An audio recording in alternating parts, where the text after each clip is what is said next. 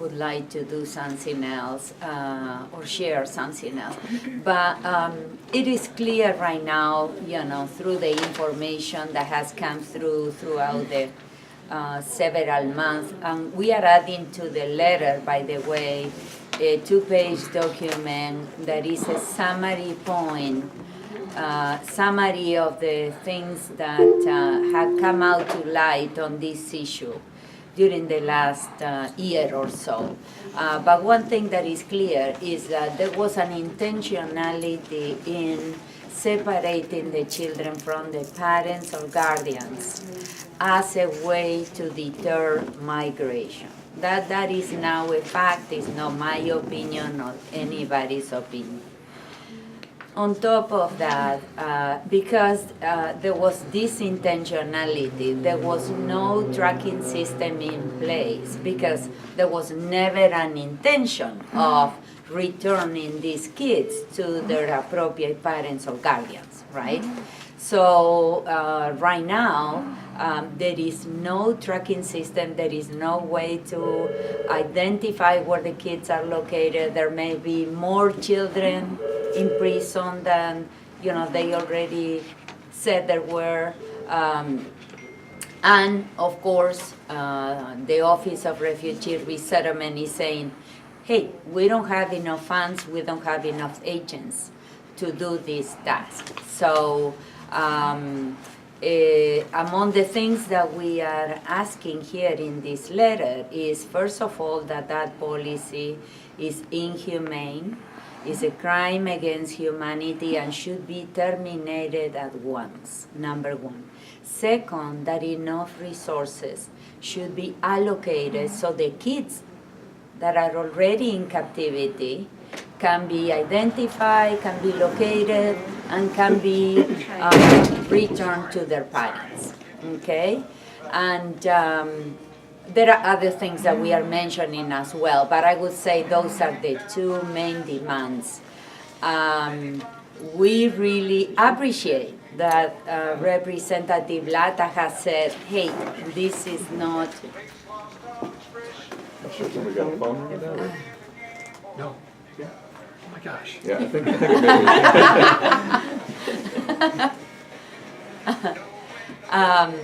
We really appreciate that Representative Latta has said that that was not necessary, but then the point is, okay, what are we planning to do about it?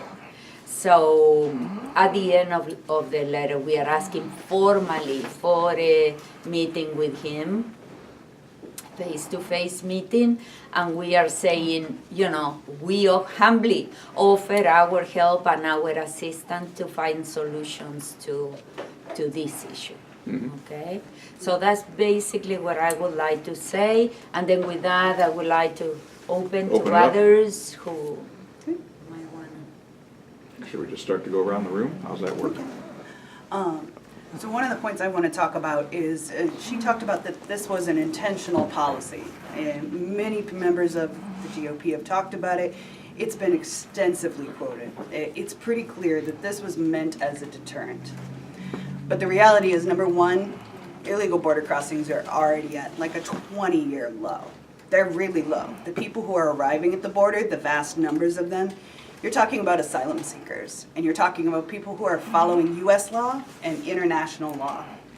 But the clear, and you'll find that actually in part of that fact sheet, the thing is they're using these immigration-related crimes to justify the separation of these children now that zero tolerance has been ended by the courts. And before that, they would basically say, oh, you have a criminal record, so you can't have your children. You smuggled your own children across the border, therefore you are a criminal and you cannot have custody of your children. They're using that argument despite the fact that you're talking about asylum seekers. Like I said, this is U.S. law, this is international law, this is how you do it. If you want to seek asylum in the U.S., you can cross in either by plane or by land or by sea, and you say and you turn yourself in, and you ask for your hearing. And the thing is, they're separating them before these hearings take place, okay? So the separation happens before a credible cause hearing has been had. So that means it's being decided by Border Patrol agents, okay? not a court, not family services. You know, what are the criteria the Border Patrol agents are using? Do you have any idea? I was just, reason I asked that, I was looking through the fact sheets, and, you know, you can go online and to get a little better Basically, educated on what's happening, so I'm kind of curious on There's what your no, perception- there's no criteria. They cannot give what criteria they're Yeah, using. because there's no files being kept, what we have in terms of knowing why they were separated is anecdotal from organizations who are defending these families. Because they're not reporting why they separated them, it's not attached to the file. It's not there. But they're hearing from individual families that they're saying, you crossed the border illegally. They're using any kind of infraction, whether that's civil, like illegal entry, misdemeanors, or felonies. Even if that's not a risk to the child. That's not something that we would do to American citizens, ever. We wouldn't take them away. If we felt it was a risk to the child, we would. But then, so you take these kids into custody and you give them over to the Office of Refugee Resettlement. That's what's happening. That's where they're not being tracked. And then those kids are standing for their own asylum hearings, often without representation or without their parents to guide them. And then, so they're having these two separate things. And if we're not tracking them, if that is not in place, and you go to deport them, you're making it a lot more costly. You're risking the idea that you may reunite them back in the country with a family that is not their own, making mistakes. This idea of tracking and being able to say, this child came with these parents or guardians, and the fact that that doesn't exist is really just criminal neglect in my mind. Like, because if you're going to deport them, adopt them out, put them in foster care, whatever you're going to do, those parents deserve a say in what that is. Unless you've convicted them of child abuse or neglect or some direct threat to those kids, they deserve a say in what happens to those kids, whether they stand for asylum, whether they accept deportation and go back home. The fact that we don't have that in place to be able to say, okay, the parents get a say, is just morally wrong. Okay. And again, what I'm looking at from my personal education was, of course, the Unaccompanied Alien Children Program, HHS, you know, fact sheets and things like that. So it seems to be a difference, some of the things on, you know, the facts, how they approach it and how you approach it. But you know, I assume you've probably already gone to that because that's what's giving you the piece that you want to come in here with. But again, just you know, I direct you to their site that kind of describes either the representation piece, those type of things, once HHS takes over for the unaccompanied children. But here's the and thing. It appeared a little different to me when I read the fact sheet, but again, that's where I'm getting my information right now. But the problem is that HHS is treating kids who came across with parents and kids who came across unaccompanied as the same. Because when they're handed over, they all become unaccompanied minors. Do you understand? That's the problem. In HHS's system, they're all classified as unaccompanied minors, regardless of who they came with, whether or not there are parents willing to claim them. That's the problem.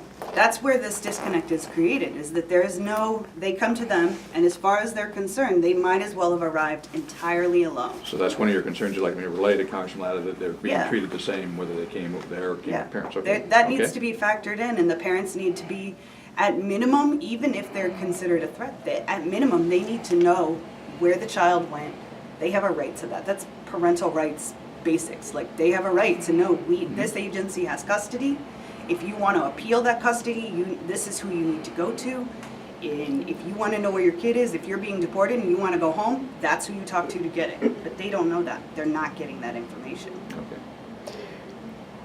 Do you have some? We'll go around. 'Cause Someone I want, else? and then we can go around a second time Yeah, I too. just wanted You to know, I'll say go that twice the around. United States says that. Representative Latta needs to tell the president to not give false information, because he stands up there and gives absolute false information about what their criminal intent is. And all the statistics show that natural-born citizens in the United States are more likely to commit crimes than the people coming into the coming into the country. And so the president does not represent the truth, does not tell the truth. It's a shame that after the president gives a speech, that the news organizations have to get on and say, this is what the law is, and this is what the facts are from the databases that are available to all. So I would like Representative Latta to get the Republican Party to accept, to make sure that the president spouts the truth. That is immoral on his part. You wouldn't let kids do that. So that's where I would like President Latta to use his influence.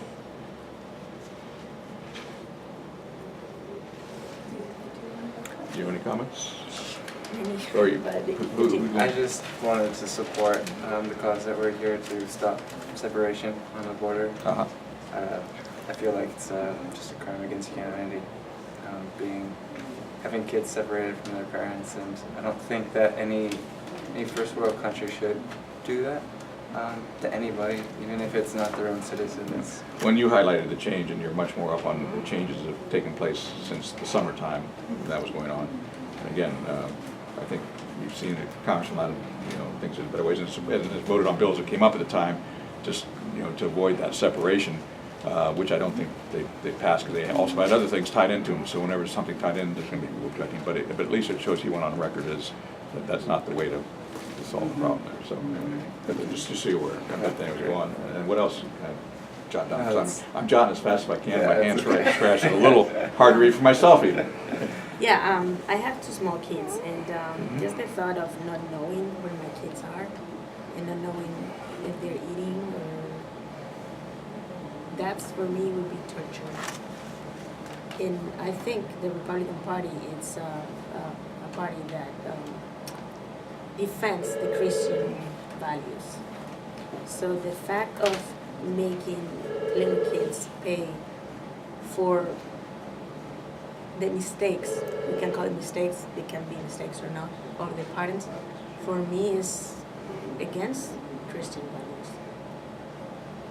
Okay. Do you agree with me?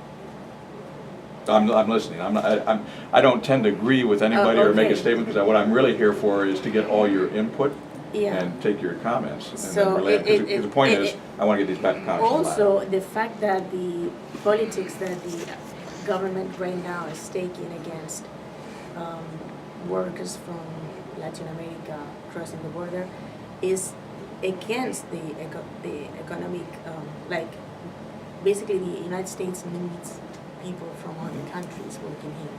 So it's actually not helping the United States. Well, obviously, and I think we've talked about this before, there needs to be a comprehensive immigration policy, and it needs to be done in Congress by any executive, whether it be previous executives, current executives. So I think everybody's on agreement on that. And that's where the hard part comes. Is obviously it has to be a negotiation. Obviously, there's been a change in control of the House, change in leadership. So we'll see what comes down there. But again, I think there's no argument that there needs to be a comprehensive immigration policy put out there. And it's just a matter of where it's going to go. Congressman Latta agrees with that. Yes, the Or is it you? Congress should be taking action. Yeah, that's what he said that before too. Okay. Executive fiat, whether it be from the Obama administration, the current administration, we can see where it gets you. And that's Okay. why Yeah.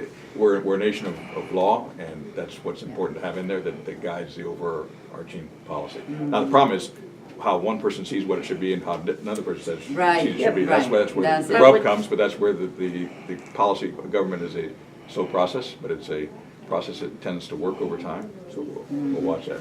But is he willing to sort of move on that need for comprehensive immigration I mean, reform? I think everybody in Congress is. They understand it's a tough problem. It's one of the toughest problems out there.